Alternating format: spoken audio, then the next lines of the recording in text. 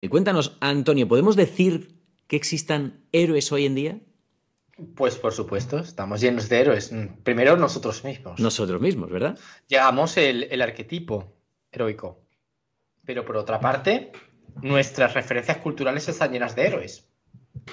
Citaba un héroe de hace 2 días como de Mandalorian, Luke Skywalker. Tú decías, pues, El Señor de los Anillos. Estamos llenos. Todos los días vemos héroes y heroínas. Aquí el problema fundamental es que vivimos en una sociedad que, como dice Raymond Panikar, desmitologizada por Ujú. interés. Hemos tomado la ortodoxia, el logos puro, la razón, y hemos eliminado la mitología, hemos eliminado el mito y hemos eliminado el rito y no nos queda atisbo de aquello. Entonces, ¿qué es verdad? Que se ha perdido la capacidad simbólica y eso ha generado que vivamos en un mundo altamente ideologizado. Paniker contraponía la idea de mito a ideología. Ujú. Y decía, la mitología nos permite hacer hermenéutica, nos permite hacer interpretación de la realidad. La ideología, cuanto más perfecta es una ideología, más intolerante la sociedad. Yo creo que una de las cosas, y esto ya sí que es una opinión muy, muy personal, y me la corriges tú que sabes más, yo creo que todos esos héroes de los que estabas hablando, ¿no? Son personajes hoy en día que todo el mundo entiende como personajes de ficción, ¿no? Le vamos a añadir, por ejemplo, que no hemos hablado nada, quizás también porque es un tema del que yo no conozco mucho ni tampoco me ha interesado gran cosa, que es precisamente el propio nombre lo dice, ¿no? Los superhéroes, ¿no? Los cómics de Marvel, de DC, serían esos héroes, pero que todo el mundo hoy en día, por como eso que nos estabas contando ahora mismo, ¿no? Por la predominancia de la razón y de lo racional, de lo científico, plenamente, consideramos como personajes totalmente inventados y de ficción, alejados de nuestra realidad, alejados de lo que nosotros podemos llegar a ser.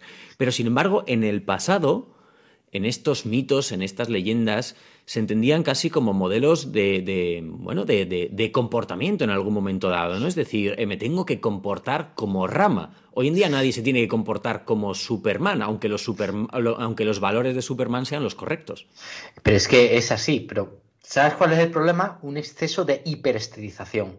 Se ha hiperestetizado la Ajá. realidad.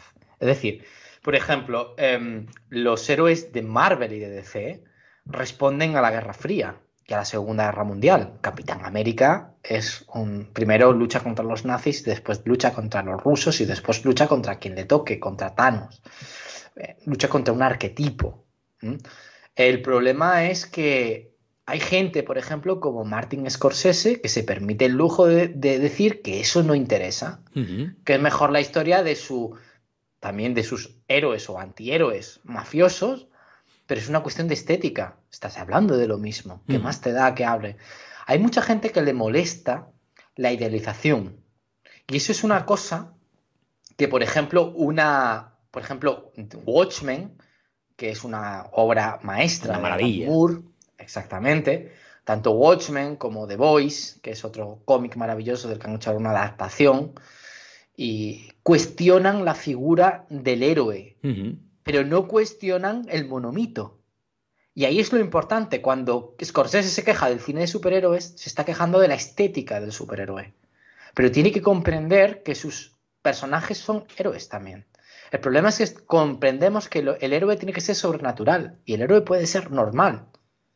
Por ejemplo, ahí tienes un Doctor House. ¿Te Claro. acuerdas de Doctor Sí, House? sí. Doctor House entra dentro de un arquetipo de héroe o antihéroe, pero él pasa por una iniciación que bueno, es una persona que siente una llamada al tema médico, que tiene una iniciación de su accidente, que se queda con una discapacidad y que lucha contra eso, y que no es el mismo, y que se redescubre a lo largo de la historia. Por Ujú. ponerte un ejemplo de alguien que no va matando dragones, Sí, sí. pero mata virus, ¿me entiendes?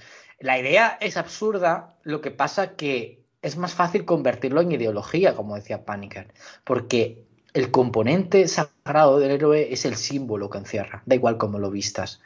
Es el que tienes que aceptar tu muerte y volver de entre los muertos.